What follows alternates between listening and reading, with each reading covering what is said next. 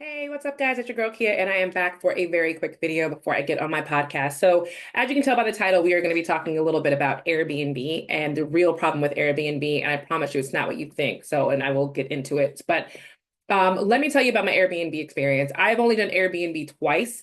Once in Puerto Rico for my brother's wedding, and that really wasn't a traditional Airbnb. It wasn't like a separate house where you have you have like a driveway and it's just like it's this whole separate building. It was not like that. It was more like a hostel hotel that or a condo some situation where they found a way to, kind of be on Airbnb and be a hotel at the same time. We had no issues with that place. That place was really, really nice, very spacious. There was hotels that not well, whatever they are, there was staff there.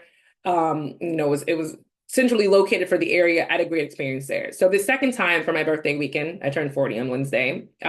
We decided to get an Airbnb because I wanted my two best friends to stay at the house with my mother-in-law, my husband, and my children. So we found a house. So let's get into the first issue. So I got the Airbnb. First issue.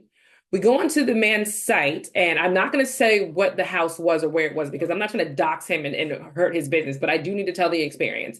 So when I go on the site and I'm looking up different houses, I find this one that I liked. And I'm looking at the different bedrooms, and it has the amount of bedrooms that I needed. So I decided to book it. I go back and I say, something's weird about this. So I notice that bedroom 3 and 4 are the same photo, like they're a duplicate of the same photo. So I reach out to him and I say, "Hey, is this really 4 bedrooms? I'm trying to figure it out because it looks like bedroom 3 and bedroom 4 are the same image. So I just want to make sure this is actually 3 bedrooms." 24-hour passes and he actually reads the message. My deposit's already down, but he actually reads the message and chooses not to respond to me. So the closer we get to the day, oh, and I followed up again and said, "Hey, just want to see if you got that message." He read that one and never responded. Fine. I don't know how Airbnb works. I don't get this whole situation. I didn't want to cancel it because I didn't want to be trying to struggle to find another place around the same price range. So I ended up continuing it and booking it. And paying the final amount to officially book it. A couple of days go by and I hadn't really heard from him. Again, don't know how Airbnb works. I finally decided to call him and just ask him a couple questions. And I asked him I was like, "Hey, just is it 4 bedrooms? Because it looks like bedroom 3 and bedroom 4 are the same image." And he goes, "Well, kind of not really." And I was like, "Oh Lord, I'm about to be scammed." Kind of not really. The fourth bedroom is actually a converted garage that it honestly, it's a decent space, but you can tell this used to be a garage that they try to convert into a separate room. Not even really a bedroom, it's just a separate space that happens to have a bed in it. I thought it was a den, like an extra place to sit if we wanted to sit with friends or whatever instead of using the living room. Um, Whatever, fine. So he says that at this point I've already paid. I'm not going to back out. I'm not going to cancel. So we're going to keep it going, keep it moving. The day of the event, day of us traveling, we get there to the house. We get unlock the door. Unlocking the door was super easy. He gave me the code. We unlocked the door. There is no electricity in the house. Not like it was raining and the power had gone out. There is no electricity to just this house because it had been deactivated, like for whatever reason. So I get a hold of him. I let him know, like, there's no electricity here. And he's like, "Oh, I'll get right on that for you." And he did. He got right on it for it. And 40 minutes later, the electricity was back on. He called me back to tell me the reason. And his reasoning was that his card was compromised and they charged the wrong card on file. Here's the issue with that lie. And I knew it was a lie because if anybody has ever owned a home, we own a home. When you're getting close to your bill, or if your card doesn't run, you get a text message or an email alert that says we weren't able to charge your card. It just doesn't stay off. So either you were alerted or you have some weird thing going with your Airbnb where you just keep the electricity off because it's cheaper and more affordable. And we'll talk more about that at the end. I got a few more minutes. I'm going to get into this. So the Airbnb is very small. It is small. The Wi-Fi is not the best. It's definitely not good for a family. A family like I have 3 kids, twins, as I talked about on my channel, and then I have my oldest, and I have my mother-in-law's there, my 2 friends. Of course, my 2 friends get separate rooms. Me and my husband are in the master. So we just start unpacking our stuff. Just getting organized, getting all the food in the kitchen. Because the good thing about Airbnb is that you do have a full kitchen where you can cook and make your own meals, and you don't have to worry about that. So you start doing that. I go in the room and my husband is standing there annoyed. I'm like, what's wrong? We just got here. And I know you're tired, but what's going on? He had found dirty clothes from the previous tenant, whoever it was, in our master bedroom and a lighter. So he just threw it in the garbage. And I was already like, well, that's really gross. And I noticed the floors were really dirty. Like they were really, really dirty, like they hadn't been swept or mopped. So my mother-in-law is already annoyed by that because that is like a biggest pet peeve for her. I go into the bathroom, there are dirty towels on the bathroom floor. So again, I'm trying not to make a big deal of it. I don't want to pile all on top of this Airbnb guy because whatever, it's fine. I should have. Hindsight's always 2020 when you should have done stuff and you don't. So I end up putting the two towels that we need that were on the floor into the washer in the back area. And we actually needed those two towels because we didn't have enough towels. We actually were 3 towels short of the towels that we needed and those two clean towels. And I guess again, we could have washed them, but is that my responsibility as an Airbnb is to clean up when I'm paying a cleaning fee of over $100? Like, is that really my responsibility? So that was really my experience. I've reached out to Airbnb to ask for a refund, not a full refund because we did stay there. It worked for what it was. I wasn't looking for like a hotel experience or somewhere comfortable, and it was fine again for what it was. I just wanted the refund for the cleaning fee because it wasn't clean and there was no electricity. And there was just little weird things that just did not sit right with us.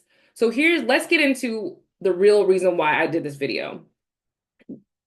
The real problem with Airbnb is a lot simpler than people want to make it. People keep saying it's the cleaning fees and all the fees they put on there. That's actually not the issue.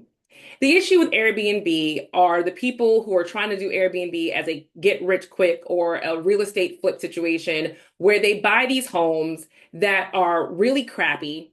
They're not good homes. A lot of them are not really in the best of areas. They are centrally located because a lot of if you're like I'm familiar with the Tampa St. Pete area very well, and I know that there's certain areas where people who live there know that they live in a good area, they got a good property, and even though people are building up around them, they know they're in a good area and don't want to sell. And if they do sell, they sell for some crazy amount and people tear down the houses and move. Well, Airbnb people are looking for these little houses if they still exist because they're perfectly located and they're quote unquote flipping them and using them as Airbnb properties, but they're not flipping them 100%. They're not turning these into nice homes that would make great Airbnbs. They're flipping them just enough to put them on the site so that people can stay there.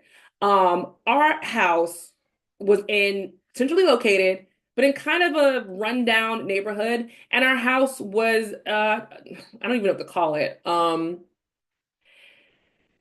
modular home trailer park kind of situation. Like it's not exactly that, but that's what it looks like. It's just a very small house. I mean, they squeeze 4 bedrooms into a home that is maybe 1,100 square feet. They redo the kitchen, whoop-de-doo. They put up some little goofy decorations. The theme to our house was like cigars or something. Goofy decorations, some goofy wallpaper, flimsy Wayfair furniture, and go, hey, look, I have this perfect Airbnb for you and your family to stay. That's the problem I feel like with Airbnb. The people are taking these courses on how to do it cheaply, how to save money and how to make the most money possible. But in reality, you're just taking a crappy house, throwing some shit decorations in it, and like, look, I have an Airbnb. The other trick I realized is people messing with the water pressure. The water pressure in our Airbnb was awful. We had zero water pressure. And again, that's another trick that I heard people do with messing with the water pressure. And I don't know how they do this. Again, I'm just going off what I've heard and then I just experienced it. Lowering the water pressure. So again, you're not dealing with like when people come and stay at your home, some crazy high water bill because, like a hotel, people are taking showers, people are going to events, people are switching makeup, and you need a lot of water and they're trying to limit that. But it's just crazy to me that you are charging $270 a night for a tiny little house that probably could double as a crack house. I'm paying this amount of money for when it's nothing. It's literally nothing. I'm not even pulling up into a fully fledged driveway. I pulled up into a dirt mound into this house. It was cute on the inside, but would I really pay $260 for that? No, I wouldn't have if I would have known more. And that's the thing with Airbnb and the fact why I feel like the owner didn't respond to me right away because he knew if I knew, oh, it's not really for bedrooms. It's like some weird room over here. Oh, you don't have any real amenities. You're just really giving us a place to sleep and shower. That's it. And the shower is not even going to give you water pressure. So that's the real problem with Airbnb. And if I haven't stated this, the problem with Airbnb is people thinking that it's a get rich quick scheme, that they can just buy a house, do the bare minimum. And let's talk about the cleaning fees, because again, that's part of the bare minimum not paying, because they're saying you're charging you a cleaning fee. But how often are these Airbnbs actually getting cleaned and what is being done? Because mine really wasn't clean. There was old stuff from the previous person in our Airbnb, and there was stuff in the bathroom, and the floors were filthy. So why am I paying that much, or 160 or more than 160 for a cleaning fee when the place is not actually getting clean? It feels like that's just an additional fee that the owners can just get from the person who wanted to rent their home, and they'll keep it. Sure, maybe they'll come in and spray some Febreze, swap the sheets out, and sweep the floor, not even mopping the floor, and make sure there's no real big pieces of garbage that you'll see. And then they leave. What you're getting charged $200 for really only cost them $30. Like it's just crazy to me. So in the end, me and my husband, we will probably never do Airbnb again. We just won't. I reached out to Airbnb, who asked me why didn't I tell them sooner. Again, I didn't know I needed to tell them right away. And I had so much going on between my family, my kids, my party. I really wasn't about to be sitting down with Airbnb having a back and forth. But the other way they get you is your you can ask for a refund from the person you rent your house from, the host. You can ask for a refund. I was so annoyed by this. I reached out to them, to the support team, and they were like, "Did you tell your guy, your person, your host?" I did tell my host some of the stuff, not all of it. I told him privately in a message after we left about all the different issues that there were. And then she's like, "Well, you can request a refund." I said, "Request a refund from who? From him or Airbnb?" "Oh, from your host." And I got annoyed. I'm like, so now I have to do some weird begging back and forth with this man that I really don't want to do, that I don't want to deal with. Like, why aren't you guys there to actually say, "Hey, we're looking at the complaints. We see the proof she has that she had no electricity when she got there. We will take this out of whatever money they have to give them, or whatever, however that works, and we'll give her back the cleaning fee that she's requesting." That's all I wanted back, was a little bit over the cleaning fee, $200, not the full amount that we got the space for. And now he has 72 hours to accept it or decline it, and he could absolutely decline it. He could just say, "No, I'm not giving her a dime."